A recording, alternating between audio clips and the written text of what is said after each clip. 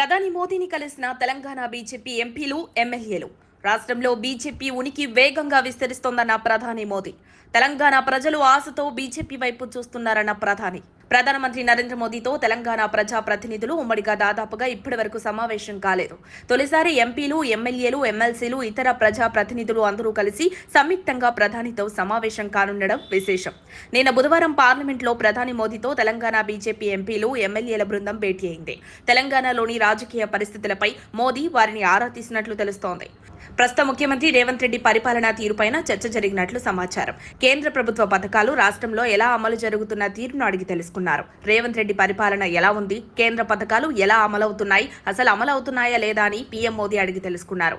అందరూ కలిసికట్టుగా పనిచేయండి, అలా కలిసి పనిచేయడం వలన భవిష్యత్తులో తెలంగాణలోనూ బీజేపీ అధికారంలోకి వస్తుందని మోదీ తెలంగాణ బీజేపీ నేతలతో అన్నట్లు సమాచారం. మహారాష్ట్ర అసెంబ్లీ ఎన్నికల్లో ఘన విజయం తర్వాత బీజేపీ అధిష్టానం తెలంగాణపై ఫుల్ ఫోకస్ పెట్టినట్లు చూస్తుంటే తెలుస్తోంది. ఇందులో భాగంగానే నిన్న నేరుగా ప్రధాని నరేంద్ర మోదీ తెలంగాణ బీజేపీ నేతలతో భేటీ అయ్యారు. వచ్చే స్థానిక ఎన్నికల్లో తమ సత్తా చాటాలని, అందరూ కలిసి పనిచేయాలని మోదీ దిశానిర్దేశం చేశారు. అయితే ఈ భేటీలో తెలంగాణ రాష్ట్ర బీజేపీకి కొత్త అధ్యక్షుడు ఎవరనే దానిపై క్లారిటీ వస్తుందని వార్తలు హల్చల్ చేశాయి. కానీ ఈ భేటీలో ఈ అంశంపై అసలు ఎలాంటి చర్చ జరగలేదని తెలుస్తోంది.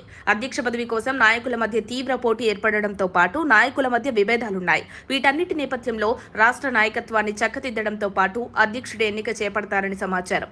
రానున్న స్థానిక సంస్థల ఎన్నికల్లో అత్యధిక స్థానాలు గెలుపొందేలా రాష్ట్ర నాయకత్వానికి దిశానిర్దేశం చేస్తారని కూడా తెలుస్తోంది.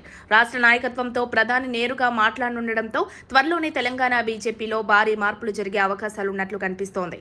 నిన్న ప్రధానిని కలిసిన వారిలో కేంద్ర మంత్రులు కిషన్ రెడ్డి, బండి సంజయ్తో పాటు ఎంపీలు ఈటెల రాజేందర్, ధర్మపురి అరవింద్, డీకే అరుణ, లక్ష్మణ్, కొండా విశ్వేశ్వర్ రెడ్డి, మాధవనేని రఘునందన్ రావు, గోడం నాగేష్, ఎమ్మెల్యేలు రాకేష్ రెడ్డి, పాయల్ శంకర్, రాజాసింగ్, రామారావు పాటిల్, కాటేపల్లి వెంకటరమణారెడ్డి, ధన్పాల్ సూర్యనారాయణ గుప్తా, పాల్వాయి హరీష్ బాబు, ఎమ్మెల్సీ ఏబిఎన్ రెడ్డి తదితరులున్నారు. తన కుమార్తె వివాహం కారణంగా బీజేఎల్పీ నేత ఏలేటి మహేశ్వర్ రెడ్డి ఈ భేటీకి హాజరు కాలేదు.